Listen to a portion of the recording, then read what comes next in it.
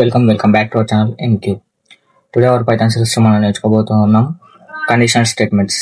మనం ఇంతకుముందు నేర్చుకునేటివన్నీ basics. Variable అంటే ఏంటివి, వేరియబుల్ అంటే ఏంటివి, ఆపరేటర్స్, ఇంకా నిన్న ఇన్పుట్స్ అవుట్పుట్స్ నుండి ఎలా తీసుకోవాలి, ఇవన్నీ నేర్చుకున్నాం. ఇవన్నీ బేసిక్స్. బట్ మనం ఇప్పుడు నుండి ఈ రోజు నుండి అయితే 2 days మన పైథాన్ సెషన్ నుండి మనం దిగబోతున్నాం. ఒక యుద్ధ భూమిలోకి మనం దిగడానికి స్టార్ట్ చేయబోతున్నాం. మనము యుద్ధం స్టార్ట్ చేయాలంటే యుద్ధం అంటే ఏం లేదు. యుద్ధం మీన్స్ మనం ఈ రోజు నుండి అయితే క్వశ్చన్స్ నేర్చుకోబోతున్నాం. ఇక డైలీ మనం ఇక్కడ నుండి క్వశ్చన్స్ అయితే ప్రాక్టీస్ చేయడం జరుగుతుంది.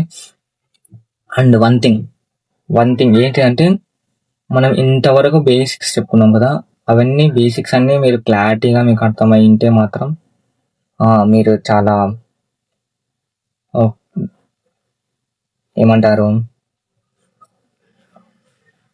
మీరు యుద్ధానికి అన్ని ఆయుధాలని సిద్ధం చేసుకున్నట్లని.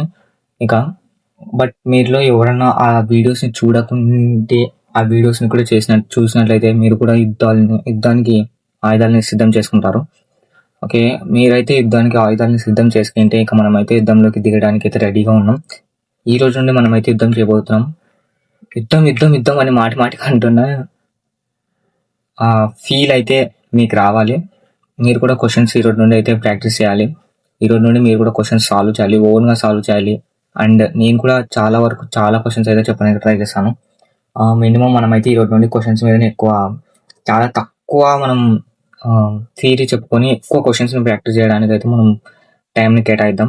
ఎందుకంటే క్వశ్చన్స్ ఎన్ని ఎక్కువ క్వశ్చన్స్ చేస్తే మన మెమరీలో అంత ఎక్కువ క్వశ్చన్స్కి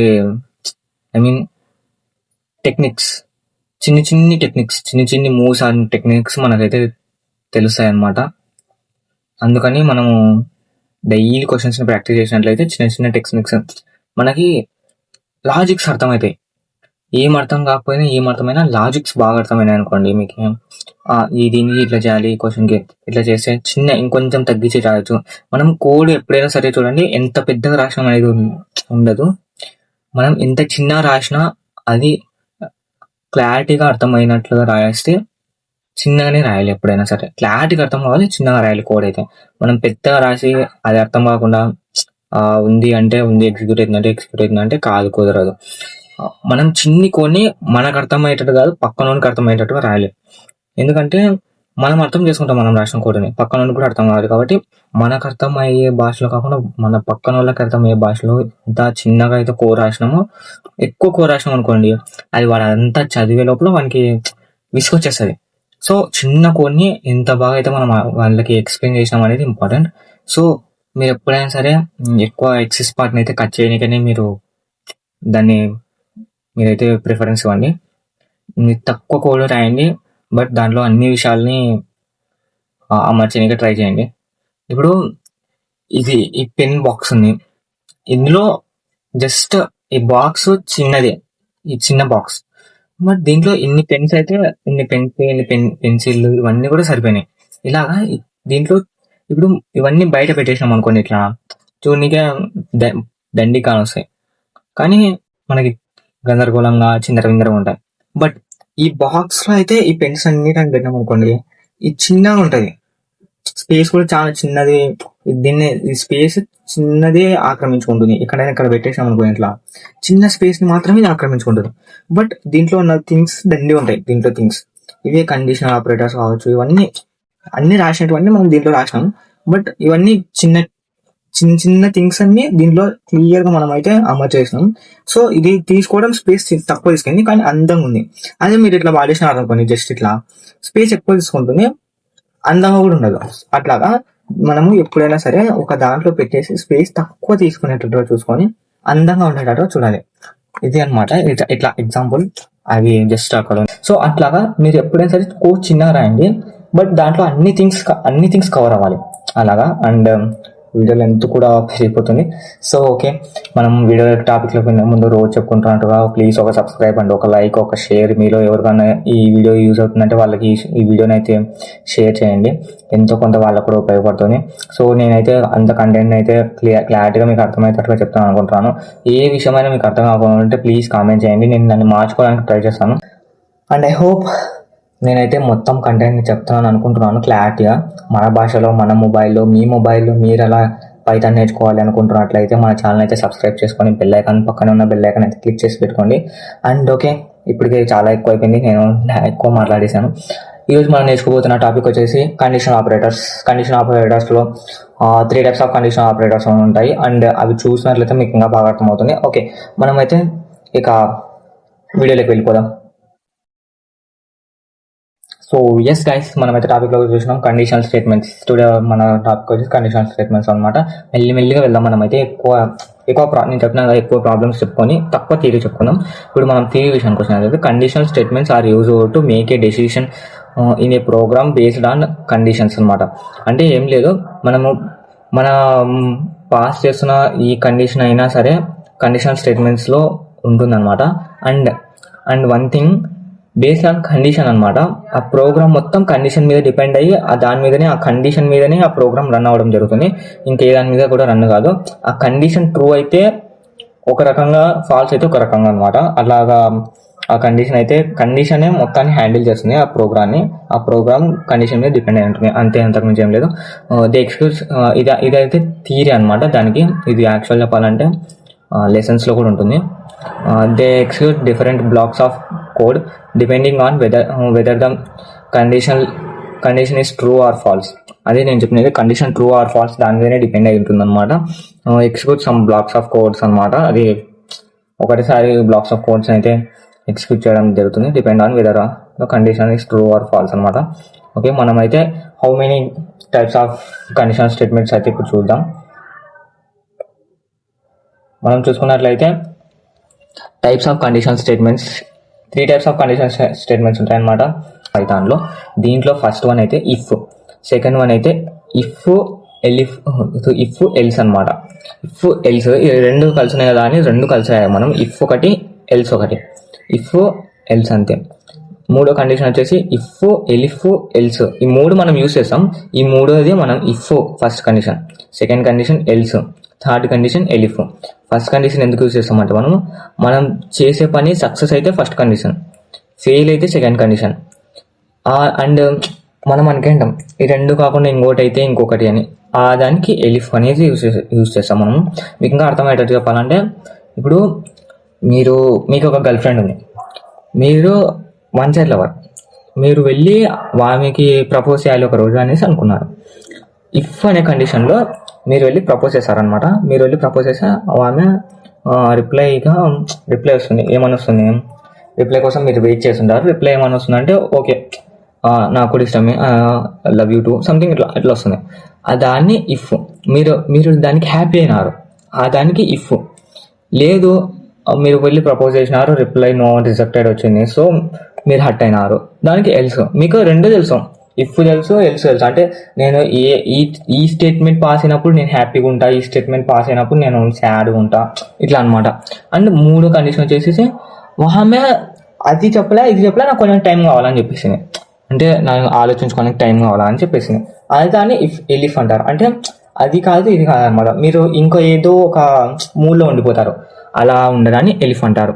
ఇప్పుడు మీకు బాగా అర్థమైంది కూడా. ఇఫ్ జరిగినప్పుడు నేను హ్యాపీగా ఉంటా, ఎల్స్ జరిగితే సాడ్ ఉంటా, ఎలిఫ్ జరిగితే ఇంకేదో మూడ్లో ఉంటా, అదనమాట. అంతే, అంతకుమించి ఏం లేదు. మీకు ఇఫ్ కండిషన్ తెలుసు, ఎల్స్ కండిషన్ తెలుసు, ఎలిఫ్ కండిషన్ కూడా తెలుసు. ఇది జరిగితే ఒక రకంలో ఉంటా, ఇది జరిగితే ఒక రకంలో ఉంటా, ఇది జరిగితే ఒక రకంలో ఉంటా, ఒక రకమైన మూడ్లో ఉంటా అనమాట. అండ్ దీన్నే కండిషనల్ స్టేట్మెంట్స్ అంటారు. మీకు కండిషన్ తెలుసు, కానీ ఏ టైంలో ఏ మూడ్లో ఉంటాం అనేది మాత్రం దీంట్లో రాయాలి మనం. అంతే, అంతకుమించి ఏం లేదు కండిషనల్ స్టేట్మెంట్స్ అంటే. నేను ఇంకోసారి చెప్తున్నాను, conditional statements are 3 types of conditional statements ఉంటాయి అనమాట. First one if statement, second one else conditional statement, third one elif conditional statements. And మీకు నేను కండిషనల్ ఆపరేటర్స్ కూడా చెప్తాను. అప్పుడు కండిషనల్ ఆపరేటర్స్ కూడా ఉంటాయి కదా. కండిషనల్ ఆపరేటర్స్ అయితే మనం ఆపరేటర్స్లో చూసినట్లయితే కండిషనల్ ఆపరేటర్స్లో ఇవి కండిషనల్ ఆపరేటర్స్ అనమాట. మీరు చూసినట్లయితే కండిషనల్ ఆపరేటర్స్ దీనిలో యూజ్ చేసి అయితే మనం ఆ స్టేట్మెంట్స్ని ఈక్వల్స్ టు నా, greater than or equals to నా, నాట్ ఈక్వల్స్ టు నా, గ్రేటర్ దానా, లెస్ దానా, లెస్ దాన్ ఆర్ ఈక్వల్స్ ఇవంటే మనం యూజ్ చేస్తాం ఈ కండిషన్ ఆపరేటర్స్లో. మనం ఈ కండిషన్ స్టేట్మెంట్స్లో ఈ కండిషన్ ఆపరేటర్స్ అయితే యూజ్ చేస్తాం. నేను అప్పుడు చెప్పినాను కదా, మీరైతే స్క్రీన్ షాట్ తీసుకున్నా, ఇప్పుడు కూడా మీరైతే రాసుకున్న స్క్రీన్ షాట్ తీసుకున్నా మీకు మంచిది. సో ఇవైతే యూజ్ చేస్తాం మనం. Equals to, not equals to, greater than, less than, greater than or equals to, less than or equals to condition statements అనమాట. It use to compare values అనేది ఇక్కడ ఉంది. ఓకే, మనమైతే దీంట్లో యూజ్ చేస్తాం. ఎస్, అండ్ మీకు థియరీ బాగానే అర్థమైంది అనుకుంటాను నేను. ఇప్పుడు మనమైతే చిన్నగా కోడ్లోకి వెళ్ళిపోదాం. ఫస్ట్ చిన్నగా కొంచెం మెల్లిగా చిన్న ఎగ్జాంపుల్ చూద్దాం. ఫస్ట్ అయితే x equals to 3 if x greater than 5. ఈ మనము దీంట్లో అయితే పైథాన్లో మనది కండిషన్ అయిపోయిన తర్వాత ఇట్లా డాట్స్ అయితే పెట్టాలి. ఇది ఇక్కడితో ఇందులో ఉంది కండిషన్ అనేసి చెప్పడానికి అనమాట ఇది. నెక్స్ట్ ప్రింట్ గ్రేటర్, ఈ డబుల్ కోట్స్లో రాయాలని చెప్పినా కదా, మనం స్టేట్మెంట్స్ ఏదైనా పాస్ చేస్తే ప్రింట్ అవుతుంది అనమాట. ఇది రిటర్న్ అవ్వడం జరుగుతుంది. దీన్ని అయితే మనం డబుల్ కోట్స్లో రాయాలి పక్కాగా ప్రింట్ చేసేటప్పుడు. ప్రింట్ గ్రేటర్, ఇది ఇఫ్ కండిషన్ అనమాట. ఇది మొత్తం ఇఫ్ కండిషన్. ఇక్కడికి అయిపోయింది ఇఫ్ కండిషన్. మళ్ళీ ఎల్స్ కండిషన్, ఎల్స్ మళ్ళీ సేమ్. ఆ తర్వాత ప్రింట్ మళ్ళీ డబుల్ కోట్స్ పెట్టేసి ఇందులో అయితే స్మాలర్, ఇది గ్రేటర్, ఇది స్మాలర్. మనకైతే ఇఫ్కి ఒకటే కండిషన్ రాస్తాం, ఎల్స్కి లా. ఎందుకంటే మీకు ఇఫ్లో ఏమని రాసాం మనం, ఎక్స్ గ్రేటర్ దాన్ 5 అని రాసినాం.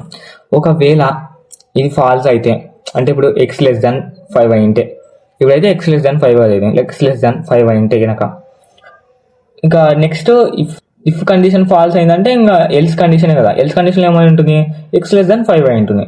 సో మనం ఎల్స్కి రాయాల్సిన అవసరం లేదు. ఒకవేళ ఎలిఫ్ కూడా రాసినారంటే ఇది కొన్ని ఇక్కడ ఉంది చూడదు, ఎలిఫ్ కూడా రాసినారంటే ఎలిఫ్కి అయితే కండిషన్ రాల్సిందే, కానీ ఎల్స్కి అయితే కండిషన్ రాసిన అవసరం లేదు మనం. ఎందుకంటే ఇది కాకపోతే ఇదే జరిగేది మనకు తెలుసు కదా, ఇదా అనేసి. సో ఇఫ్కి కండిషన్ రాసినాం, ఎల్స్కి కండిషన్ రాయాలి. అదే దీనికైతే ఎల్స్కి కండిషన్ రాయాల్సిన అవసరం లేదు. మీరు సిలో కూడా కండిషన్ రాయకంటారు కదా, మీరు సి నేర్చుకుంటే ఓకే, నేర్చుకోకుండా ఏం పర్వాలేదు. ఎక్స్ గ్రేటర్ దాన్ 5, ఎక్స్ గ్రేటర్ దాన్ 5 అయితే నాకు ప్రింట్ ఏమని చేయాలా, అది గ్రేటర్ దాన్ అని ప్రింట్ చేయాలా. లేకుంటే ఎల్స్లో జస్ట్ ప్రింట్ రాసేసేసి డైరెక్ట్ డబుల్ కోట్స్ పెట్టేసేసి ఇందులో స్మాలర్, అది చిన్నది అనేసి రాయాల. ఇదనమాట చిన్ని కోడ్. ఇది మీకు అర్థమైంది అనుకుంటాను. అయితే కోడ్ చేస్తే మీకు ఇంకా బాగా అర్థమవుతుంది. ఓకే, మనం ఒకసారి ఇది ఇఫ్ ఎల్స్ కదా, మనం ఇప్పుడు ఎలిఫ్ని కూడా చూద్దాం ఒకసారి. ఎలిఫ్లో దీంట్లో 3 కండిషన్స్ ఉంటాయి. మనం 2 ఇట్స్కి కండిషన్స్ రాయాలి, ఒకదానికి అయితే కండిషన్ రాయాల్సిన అవసరం లేదు. మీరు 3 కండిషన్స్ రాసుకోవాలి అనేది ఏం లేదు. ఇందులో 33 కండిషన్స్ అయినా రాసుకోవచ్చు మీరు, కానీ ఇఫ్ అనేది ఒకటే ఉంటుంది. మీరు రాసుకోవాల్సింది ఇఫ్ అనేది ఒక రాసుకొని లాస్ట్కి ఎల్స్ బ్లాక్ రాసేది ఎలిఫ్ అని ఎన్నైనా కండిషన్స్ రాసుకోవచ్చు. మీరు మీ ఇష్టం ఉన్న కండిషన్స్ రాసుకోవచ్చు. మనం అయితే ఇక్కడ 3 ఉన్నాయి కదా, మనం 4 ట్రై చేద్దాం. మనం కోడ్ చేస్తున్నప్పుడు అయితే ఇఫ్ కదా, ఫస్ట్ మార్క్స్ ఈక్వల్స్ టు 75 అనమాట. మనకు మార్క్స్ ఈక్వల్స్ టు 75. ఇది మనం ఇన్పుట్ నుండి యూజర్ నుండి ఇన్పుట్ ఎలా తీసుకోవాల్సి చూస్తాం కదా, మనం అట్లా తీసుకుందాం. దీనిలో డైరెక్ట్ చేసినారు marks equals to 75. If marks greater than or equals to 90 అయితే నాకు ప్రింట్ ఏ గ్రేడ్ అని, గ్రేడ్స్ ప్రింట్ చేస్తుంది అనమాట. ఏ గ్రేడ్ అని ప్రింట్ కావాలి. ఒకవేళ elif marks greater than or equals to 60 అయితే నాకేమని ప్రింట్ కావాలా, ప్రింట్ బి గ్రేడ్ అని ప్రింట్ కావాలా. ఎల్స్లో మనం ఏం రాసాం అంటే ప్రింట్ పాస్. ఇంకా లెస్ దాన్ 60 అంటే 59 ఉంటే కనుక జస్ట్ పాస్ అనమాట. పాస్ అనేసి అయితే ప్రింట్ కావాలా. ఇది ఇచ్చినది అయితే వీడు మీకు 90% వచ్చింటే, అంటే ఇక్కడ వచ్చిన 75% కాదు, 75 మార్క్స్ కదా, మీకు 90 మార్క్స్ వస్తే ఏ గ్రేడ్ అనమాట. 60 గ్రేటర్ దాన్ 60 వస్తే బి గ్రేడ్ అనమాట. అంటే 75కి ఏమని వస్తుంది, బి గ్రేడ్ అని వస్తుంది. బట్ మీకు 59 వచ్చాయి అనుకోండి, పాస్ అని వస్తుంది జస్ట్. మనమైతే ఎట్లా రాద్దామంటే కోడ్ మనం కొంచెం డిఫరెంట్గా రాద్దాం రండి. ఓకే, మనం ఫస్ట్ దీన్ని చూసుకుందాం. ఇంతేగా, ఇంతకు మించి ఉండదు. మనం ఇంకా కోడ్ ఒకసారి చేసి చూద్దాం, అప్పుడు మీకు ఇంకా క్లారిటీ అయితే వస్తుంది. Let's go to the code. So కోడ్లోకి వచ్చేసినట్లయితే మనం చూసుకున్నట్లయితే ఇవంతా నిన్న చేసిన కోడ్ కదా, మనం దీని అయితే కమాండ్ చేద్దాం. కమాండ్ చేసుకోవాలి. చూసుకోండి, ఎప్పుడైనా సరే మీరైతే దీని అయితే తీసేయద్దు. మీరు ఎప్పుడైనా చూసుకోవడానికి అయితే పనికొస్తుంది. మీరైతే కొత్త ప్రాజెక్ట్ని క్రియేట్ చేసుకోండి, అప్పుడు మీకు ప్రాజెక్ట్ వైజ్గా క్లారిటీ ఉంటుంది. నేనైతే కమాండ్ చేసేస్తున్నాను ఒకటే ప్రాజెక్ట్ని క్రియేట్ చేసినాక. ఓకే, ఇప్పుడు ఒకటి గుర్తుపెట్టుకోండి మీరు, నాకు 2 కండిషన్స్ ఉన్నాయి ముందర. నాకు అది కాకపోతే ఇది అనే ఆప్షన్ ఉందన్నమాట. మీకు ఇదా ఆర్ ఇదా, నాకు ఆప్షన్ ఉండిపోయింది అక్కడ. అంటే నాకు ఏదైనా పర్వాలే అనుకున్నప్పుడు ఇఫ్ ఎలిఫ్ రాస్తాం. ఎల్స్ అనేది మీరు దానికి డిసప్పాయింట్ అయినారనమాట. అంటే ఇప్పుడు ఎట్లా అంటే, ఇప్పుడు ఎండాకాలం సమ్మర్ సీజన్, మీరు ఒక షాప్కి వెళ్ళినారు. ఏదో ఒక షాప్కి వెళ్ళినాక అక్కడ మీరు వెళ్ళి ఒక కూల్ డ్రింక్ అడిగినారు, ఏదో ఒకటి మీకు ఇష్టమైన కూల్ డ్రింక్ అడిగితే అదే అక్కడ ఉంటే ఇఫ్ కండిషన్లో మీరు ఏమని రాస్తారు, అక్కడ ఉంటే నేను హ్యాపీ, ఎల్స్ కండిషన్లో లేకుంటే నేను సాడ్. ఎలిఫ్లో అక్కడ ఉంది కానీ మనీ ఎక్కువ, అంటే చిన్న బాటిల్ లేదు, మన దగ్గర చిన్న బాటిల్ సరిపోయే మనీ ఉంది, అప్పుడు అది ఇంకొక మూడ్ అనమాట. అది అట్లా రాస్తాం అనమాట మనం. ఒక్క కోడ్ చేసి మీకు కూడా అర్థమవుతుంది. ఫస్ట్ అయితే ఒక కోడ్ చేసేద్దాం. 2 నెంబర్స్ తీసుకొని 2 నెంబర్స్లో ఏది పెద్దది అనేది ప్రింట్ చేద్దాం. ఇది ఇంకో క్వశ్చన్ అనమాట. ఇప్పుడు ఎక్స్ వై కూడా యూజర్ చేస్తాడు అనమాట. ఇన్పుట్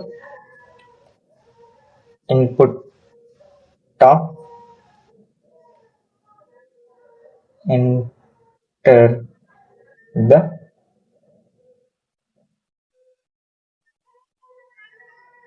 సెకండ్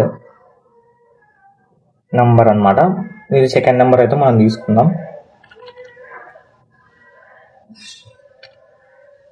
ఇప్పుడు ఎక్స్ వై 2 నెంబర్స్ ఉన్నాయి మన దగ్గర. 2 నెంబర్స్ యూజర్ ఇచ్చినాడు. ఆ 2 నెంబర్స్లో ఏది పెద్దది అనేది మీరు ప్రింట్ చేయాలన్నమాట. ఇది ఒక క్వశ్చన్. మీరు ఇప్పుడు ఎక్స్ గ్రేటర్ దాన్ వై అయితే ఏమని ప్రింట్ చేయాలనుకుంటున్నారంటే, మీరు ప్రింట్లో మీరు ఇక్కడ ఏమని ప్రింట్ చేయాలా అనుకుంటున్నారు, ఎక్స్ పెద్దదని ప్రింట్ చేయాలా. ఓకే, ఎక్స్ పెద్దదని ప్రింట్ చేయాలి కదా. సో ఎక్స్ వాల్యూని ప్రింట్ చేస్తారా లేకుంటే ఎక్స్ పెద్దదని ప్రింట్ చేయాలా? ఎక్స్ వాల్యూని ప్రింట్ చేసి అయితే జస్ట్ అని ఇప్పుడు ఒక చెప్తాను నేను. ఫస్ట్ అయితే ఎక్స్ వాల్యూని ప్రింట్ చేయాలనుకోని జస్ట్ ఇక్కడ ఎక్స్ని కాల్ చేయండి. ఇట్లా ఎక్స్ని కాల్ చేసేస్తే అది ప్రింట్ అయిపోతుంది. అండ్ లేదు అనుకుంటే మీరు ఇక్కడ గ్రేటర్ దాన్ అని రాసేసినట్లయితే గ్రేటర్ దాన్ అనేది ప్రింట్ అవుతుంది అనమాట. లేదు 2 ప్రింట్ చేసుకోవాలంటే 2 ప్రింట్ చేసుకోవచ్చు అనమాట. ఎట్లా అంటే చెప్తాను అని. మనం నిన్న ఫార్మాట్ని అయితే యూజ్ చేసినాం కదా, అట్లా ఫార్మాట్ పెట్టేసేసి ఇక్కడ కరెంట్ పెట్టేసేసి ఇక్కడ ఫ్లవర్ బ్రాకెట్స్ ఇచ్చేసి ఈ ఫ్లవర్ బ్రాకెట్స్లో మనం ఎక్స్ అనేది వాల్యూ ఇచ్చేసి వేరియబుల్ అయితే కాల్ చేద్దాం, ఎక్స్ వేరియబుల్ని. ఆ తర్వాత ఇక్కడ స్పేస్ ఇచ్చి ఎక్స్ ఈజ్ గ్రేటర్ 1 అని రాద్దాం.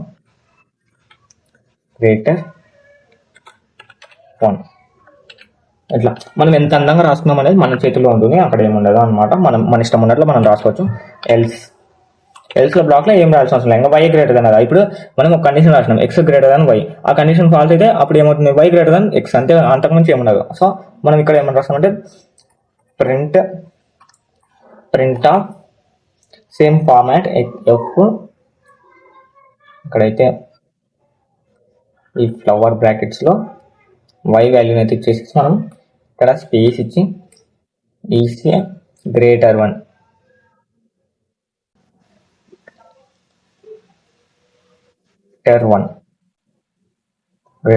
అనేసి అయితే చేసినాం అనమాట. ఇప్పుడైతే మనం దీన్ని ప్రింట్ చేద్దాం. రన్ చేసినట్లయితే చూసుకున్నట్లుగా మనం నాకు ఎంటర్ ద నెంబర్ ఏమిద్దాం. ఇప్పుడు 14 అనేసి నేను చేసిన ఫస్ట్ నెంబరు. సెకండ్ నెంబర్ ఏమిద్దాం, 38. మీకు తెలుసు కానీ మనకైతే యూజర్ ఇస్తాడు కాబట్టి తెలియదు కాబట్టి ఇప్పుడు నేను ఇస్తున్నాను కాబట్టి మీకు తెలుసు 38 పెద్దగా 38 వస్తుందని. 38 ఈజ్ గ్రేటర్ 1. ఓకే, అంతే, అంతకుమించి ఉండదు. ఇట్లయితే రావడం జరుగుతుంది. ఇది కండిషన్ స్టేట్మెంట్స్ అనమాట. ఇట్లా రాస్తాం మనము. ఇది ఒక్క క్వశ్చన్. ఆ తర్వాత మనం ఇంకా కొంచెం హార్డ్గా అయితే వెళ్దాం. సో మనం ఇప్పుడు సెకండ్ కోడ్ చూసుకున్నట్లయితే ఇంకో క్వశ్చన్ చేద్దాం. ఇంకో క్వశ్చన్ చేసిన తర్వాత ఎలిఫ్ మీద ఇంకొక 2 క్వశ్చన్స్ చేసినట్లయితే మన సెషన్ అయితే కంప్లీట్ అవుతుంది. అంతే, కండిషన్ స్టేట్మెంట్స్ అయిపోతాయి. మీరు ఇంతకు మించి ఏముండదు. మనకు పైథాన్లో కండిషన్ స్టేట్మెంట్స్, లూప్స్, ఇంకా స్ట్రింగ్స్ కూడా ఈజీనే. మీరు కొంచెం అంతో ఎంతో కష్టపడాల్సింది ఫంక్షన్స్కి, రికర్షన్స్కి. ఈ దీనిలోకైతే కొంచెం కష్టపడాలి. అవి కొంచెం డెలికేట్ ఉంటాయి. మీ డెలికేట్ మైండ్ అయితే దొబ్బుతుంది. డెలికేట్ మైండ్ మొత్తం దొబ్బుతుంది. అంటే మీరు అది మరి భయపడాలి అట్లానే. నేను నాకు అయినంత వరకు నేను క్లారిటీగా అయితే ఎక్స్ప్లెయిన్ చేయడానికి ట్రై చేస్తాను. అండ్ మీరు కూడా కూర్చొని ఒక మంచి ప్లేస్లో కూర్చొని బాగా దాని మీదనే మీరు కాన్సన్ట్రేట్ చేసినట్లయితే కుదరదు. తెలుగులో మన ఫోన్లో మనం ఎట్లా నేర్చుకోవాలో తెలుసుకుంటాం కాబట్టి నేను మాక్సిమం చాలా చాలా చాలా చాలా ఈజీగా అయితే ఎక్స్ప్లెయిన్ చేయడానికి మీకు ట్రై చేస్తాను. అండ్ మనం ఇంకో క్వశ్చన్కి వెళ్ళిపోదాం, మళ్ళీ లేట్ అయిపోతుంది. సో ఇంకో క్వశ్చన్ చూసుకున్నట్లయితే మనం ఇప్పుడు మనకి నమ్ అనేది ఒక నెంబర్ ఉంది. ఆ నెంబర్ యూజర్ అయితే ఇచ్చినాడు. మీకు క్వశ్చన్ చెప్పడం లేదు కదా, క్వశ్చన్ మీకే అర్థమవుతుంది చూడండి. ఎంటర్ నెంబర్ అయితే ఎంటర్ చేసుకున్నారు. తర్వాత ఒకటే నెంబర్ ఉంది. ఇప్పుడు ఈ ఒక్క నెంబర్ని ఏం చేయాలంటే ఇఫ్ నమ్ పర్సంటైల్ కాదు మోడ్లెస్ అని చెప్తున్నాను. పర్సంటైజ్ మోడ్లెస్ టు మళ్ళీ నేను ఈక్వల్స్ టు 0 అయితే ఇప్పుడు చెప్పండి ఈ కండిషన్ ఏ దానికి అయి ఉంటుంది మీరు అనుకుంటున్నారు. ఇప్పుడు నమ్ మోడ్లెస్ కదా, మోడ్లెస్ టు ఈక్వల్స్ టు 0 అనమాట. 0 ఇప్పుడు ఈ ఫస్ట్ దీనికి మనము మీనింగ్ తెలుసుకున్నాం. దీనికి మీనింగ్ చూసుకున్నట్లయితే మనము నమ్ అనేది మనం ఇచ్చిన ఇన్పుట్ అనమాట. ఇచ్చిన యూజర్ ఇచ్చిన ఒక వాల్యూ ఏదో ఉంటుంది. ఇప్పుడు ఏదో ఒక 2 అయి ఉంటుంది అనుకోండి, 4 అయి ఉంటుంది అనుకోండి. 4 మోడ్లెస్ 2 తోని డివైడ్ అయింది. అది 2 ఇన్పుట్ ఇచ్చిన వాల్యూ 4 కదా. ఇప్పుడు 2 తో డివైడ్ చేసాం అనుకో మనకి ఇన్పుట్ కాదు, రిమైండర్ 0 వస్తుంది. రిమైండర్ 0 వస్తే అది ఈవెన్ వాల్యూ అంతే కదా. ఇప్పుడు 4 అనేది ఈవెన్ వాల్యూ. ఇన్పుట్ ఇప్పుడు రిమైండర్ 0 వచ్చింది అనుకో అది ఈవెన్ వాల్యూ. అది ఇప్పుడు మనకు 5 అనేది ఇచ్చాడు యూజర్. 5 అనేది ఇస్తే 5 2 తో డివైడ్ చేసి రిమైండర్ 1 పాయింట్ సంథింగ్ ఎంత వస్తుంది, 2 పాయింట్ సంథింగ్ ఎంత వస్తుంది అనుకుంటా. అది 0 రాదు కదా, రిమైండర్ అయితే 0 రాదు. రిమైండర్ 0 రాకుంటే అది ఆడ్ వాల్యూ అనమాట. అంటే 5 అనేది ఆడ్ వాల్యూ కదా. ఇట్లా మనం ఆడ్ వాల్యూని ఇప్పుడు క్వశ్చన్ మీకు అర్థమైంది అనుకుంటా. మనం కనుక్కుంటున్నది ఇప్పుడు ఒక్కటే నెంబర్, ఆ నెంబర్ ఆడ్ వాల్యూనా ఈవెన్ వాల్యూనా అనేది మనం కనుక్కుంటాం అనమాట. ఇదే క్వశ్చన్ అనమాట. ఆ క్వశ్చన్ ఇది. అండ్ ఎంటర్ చేసినట్లయితే ఇప్పుడు మనం ఇక్కడ ప్రింట్ ఏం చేస్తామంటే ప్రింట్ ఇది ఇప్పుడు రిమైండర్ 0 వచ్చింది అనుకో, ఇక్కడ ఈక్వల్స్ నేను 0 అని రాసిన. ఈక్వల్స్ టు 0 అయింది అనుకో, రిమైండర్ 0 అయితే ఇది ఈవెన్ వాల్యూ కాబట్టి మనం ఈవెన్ వాల్యూ అని రాస్తాం అనమాట. It is a even value అని రాసాం కదా. ఇప్పుడు మనం నేనైతే దీంట్లో రాయాలి. మీకు అర్థమైందా? మళ్ళీ ఇంకోసారి చెప్తాను. ఇప్పుడు నంబర్ మనకు 4 మోడ్లెస్ 2 డివైడ్ అయినప్పుడు 0 ఈక్వల్స్ టు రిమైండర్ 0 వచ్చింది అనుకోండి మనకి, అది ఈవెన్ వాల్యూ. రిమైండర్ 0 కాకుండా ఇంకా ఏ వాల్యూ 1 2 3 4 5 6 దీంట్లో ఏం వచ్చినా సరే అది ఆడ్ వాల్యూ అనమాట. అంతే. ఈ కండిషన్ అనమాట. ఈ కండిషన్ రాస్తాం దానికైతే మనము. అర్థమైందా? ఇంకోసారి చెప్తున్నా కూడా మీకు క్లారిటీగా అయితే అర్థం కావాలి. కొంచెం మీకు అర్థమవుతుంది అనుకుంటున్నాను. ఈ నంబర్ ఈ వాల్యూ ఉంది, అది ఈ నెంబర్ అంటే ఇన్పుట్ యూజర్ ఇస్తున్న ఇన్పుట్ ఈ నంబర్ మోడ్లెస్ 2 అంటే ఈ సెకండ్ 2 తో డివైడ్ చేస్తున్నాం మనం. 2 తో డివైడ్ చేసినప్పుడు ఈక్వల్స్ టు 0 ఇది రిమైండర్ ఇస్తుంది కదా. ఈ సింబల్ రిమైండర్ ఇస్తుంది.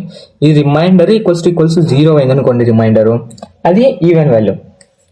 రిమైండర్ ఈవెన్ 0 కాకుండా ఇంకా ఎనీథింగ్ ఏమైనా సరే అది ఆడ్ వాల్యూ అనమాట. అంతే. తర్వాత ఎల్స్ రాస్తాం మనం.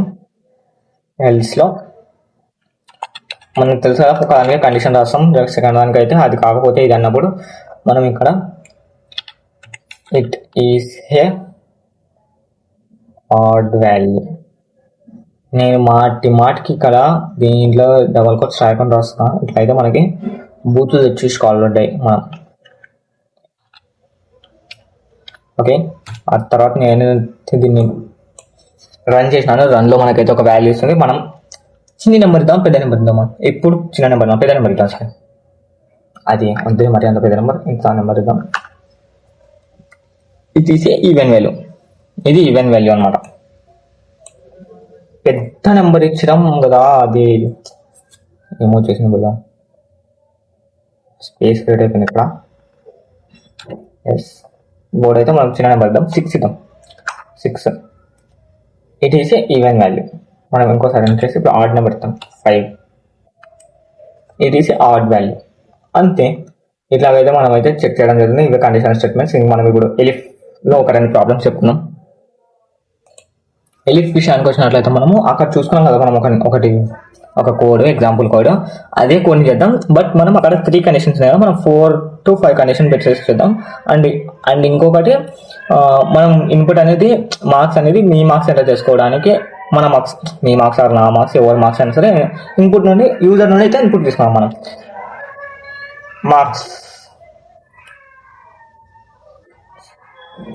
మార్క్స్ ఈక్వల్స్ టు, అది కూడా ఇంటీజర్ కదా, సో ఇంట్. లేదు మీకు పాయింట్స్లో ఓకే, మీరు పాయింట్స్లో వస్తే ఫ్లోట్ అని పెట్టుకోండి, ఏం లేదు, అంతే. ఇన్పుట్ ఆఫ్, ఇక్కడనేమో మనం enter your marks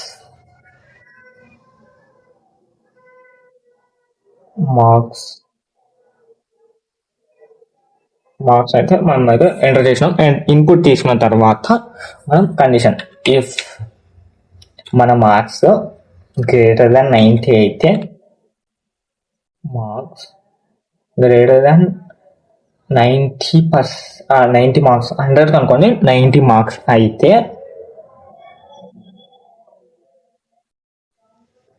greater than 90 marks అయితే మనకి 90 మార్క్స్ వచ్చినాయి అనుకోండి, మనం ఏమని ప్రింట్ చేయాలనుకుంటున్నాం, ప్రింట్ ఆఫ్, ఇందులో మనం మీకు ఏ గ్రేడ్ క్యాట్లే పెట్టుకుందాం మనం అయితే, ఎందుకంటే మనకి కన్వీనియంట్ అయితే ఉంటుంది. ఏ గ్రేడ్ అని అయితే రాసుకుంటాం అనమాట, ఏ గ్రేడ్ అని రాసుకున్నాం,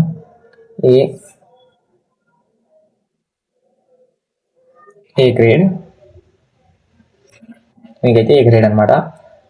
లేదు ఎలిఫ్, లేదు అనుకుంటే ఎలిఫ్ మార్క్స్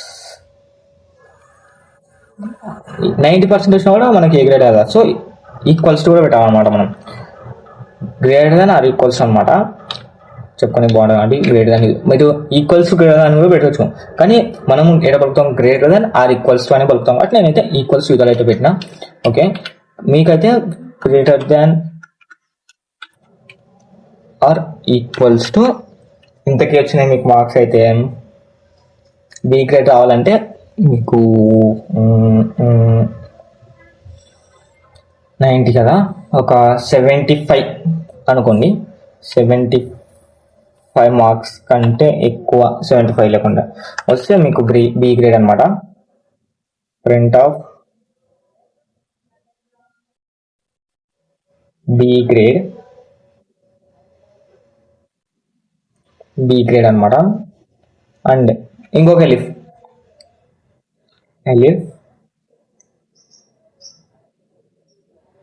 మార్క్స్ మళ్ళీ greater than or equals to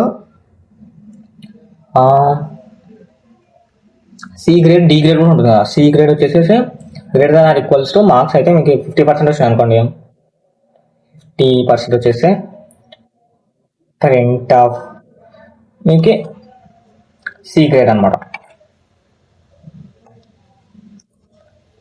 C grade.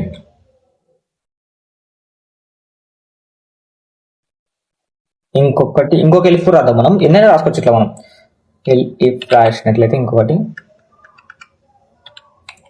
ఎలిఫ్ రాద్దాం మనం.